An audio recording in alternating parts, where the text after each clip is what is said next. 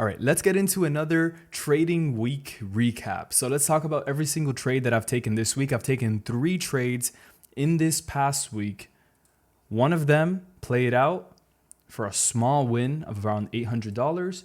In total, we are up $11.4 thousand in the past, couple of weeks since we started this series, about 3 to 4 weeks. I'm currently holding 2 of the trades over the weekend.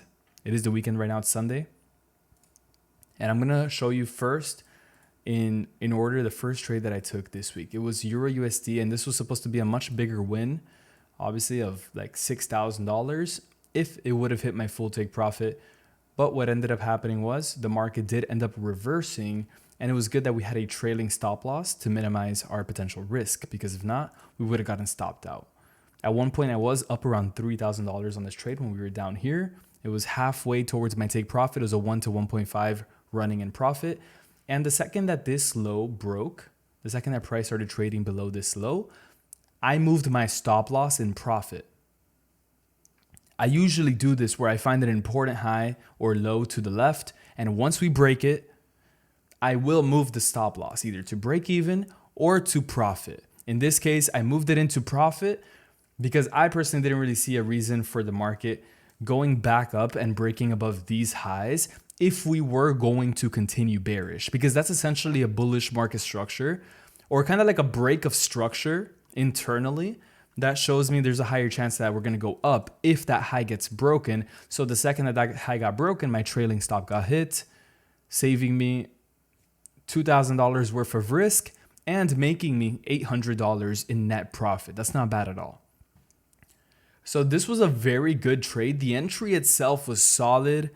We went straight into profit. I was very happy about taking this trade at the price in which I took it. I had a really good entry because as price was getting close, I made my plan. I decided where I wanted to enter if I was going to enter short at this daily level of previous support that turned into resistance, with the market starting to then form bearish candles off of the area that I entered in. You might see that there was not a lot of confirmation to enter in the trade up in that price. And that is true in a sense. But at the same time, we did start to get a couple of smaller 1-hour candlesticks that started to show a little bit more of an indication that we may start to reject off of this level, especially because it was the level that we had previously rejected in the past. That's why I took the entry there. It was the only price that I wanted to enter. I don't want to enter short down here. I don't want to enter short up here because then it would be too bullish. You have to enter at the exact price in which your trade idea makes sense. This is what ultimately ended up happening in Euro USD. As you see up here, I held this trade for almost 2 days, 1 hour, 17 minutes, or 1 day, 17 hours and 10 minutes.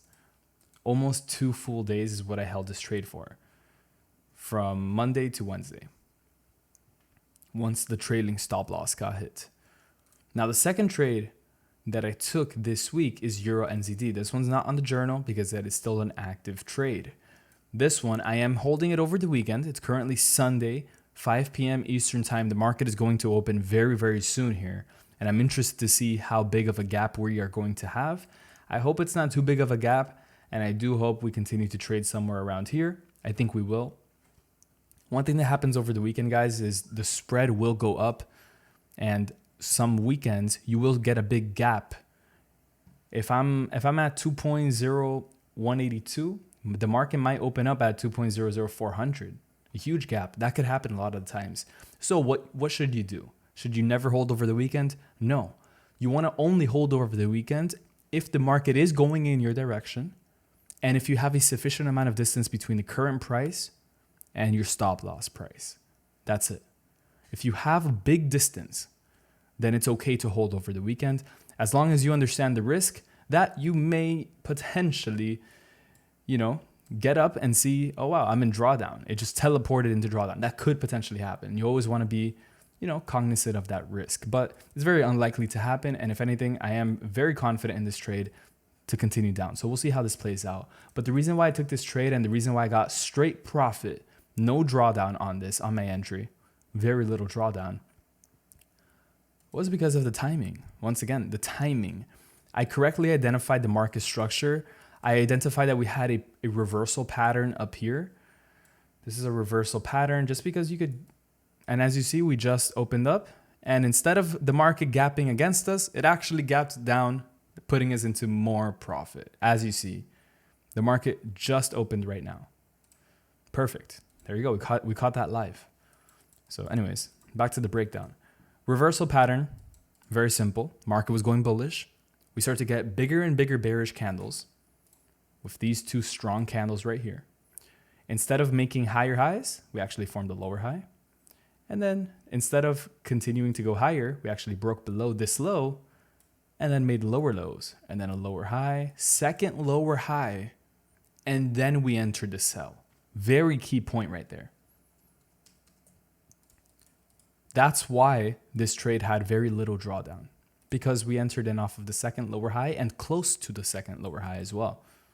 Because if I would have entered in down here, wouldn't have been such a nice trade. But because I entered in pretty close to that top area, it made a lot of sense. And I really like how it tried to come up one more time, because of course you can see rejection wicks to the bottom, which is not the best sign if you're going to sell. But what I like to see is that it tried to go higher, but it also failed to go higher. Very good sign right there. I took this trade, but I was also seeing CHF JPY longs at the exact same time. So I went long on CHF JPY. Someone said to me, hey, this market is bearish. Why are you going long? I'm going to break that down right now. Now, while I do understand why you say that this was a bearish market, I totally understand it.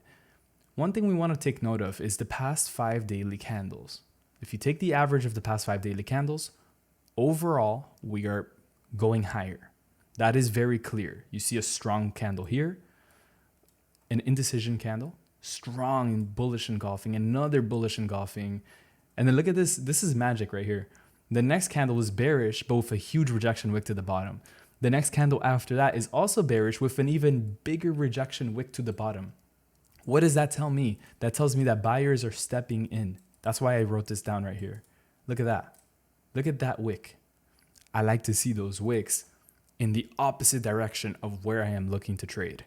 Very self-explanatory, but I guess a lot of people didn't really understand that. One other thing you want to take a look at is the phases of the market. This purple phase is when the market was going down. Technically, you could drag it all the way down here, but let's just say this was the part where it was going down. Let's put this in a different color. Let's put blue. Blue is where the market was starting to consolidate. There was no clear trend inside of this range. And now, which is why I took this trade and why I'm pretty sure this is going to hit take profit, the orange phase. What is the orange phase? This is the bullish market. Now, I just picked these colors randomly. The colors don't actually mean anything. I'm just showing you guys that it was bearish, consolidation, shift of structure. It's beautiful. It's a beauty. So no, it's not bearish. I don't know why people were trying to say it's bearish. Obviously, I know if you zoom out on the 4-hour time frame, yes, there's a bearish trend line here, etc. Like you could draw your lower highs and stuff like that. But at the end of the day, I understand the risk. I've taken this type of trades hundreds and hundreds of times. I've been trading this strategy for years as my full-time thing. So I think I know a thing or two about my strategy, regardless of what occurs here. If it goes down, if it goes up, it does not matter. I know this fits within my edge, and that is all that matters. It's a pretty good probability that this plays out here. So that's why I'm pretty confident on this, and that is why sometimes you do have to be flexible with your bias, and you can't take everything at face value. You have to understand the context about why the market is doing what it is doing. And in this case, this big wick rejection and a couple other wick rejections we saw on the daily chart, they tell me a lot about where I think the market is going to go. We're not 100% sure, of course, but it's definitely a very good indication. Now, what is my plan for this trade? The second that we start trading above 2.01 or 201, this is a psychological level. It's going to be a very good idea to move my stop loss the second we start trading above there. Where will I move my stop loss? I can move it either right below this wick, which is only a 9 pip risk, essentially making this trade risk-free, or I could even put it into profit. I could even put my trade below these wicks here, which would no matter what secure like $400 on this trade, even regardless of whatever happens, or like $200, so just basically a break even, but better than a break even. This is my plan for this trade. As we continue to go higher and higher, for example, let's say we start to break above this high, for sure I would have my stop loss in profit at that point, maybe below this low, maybe at the 201 level, regardless. That is the plan for this trade.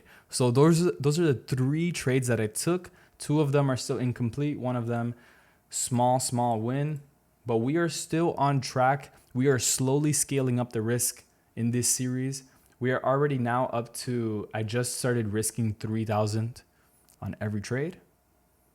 Now with a 3K risk, I can have a couple of wins and then I can increase it to like $4,000 to $5,000 of risk. That's going to be really, really good once we get up to that level of risk. And I think we can get this challenge starting to roll with some momentum. So hopefully you guys enjoyed this video. Leave a comment below and I will see you in the next one.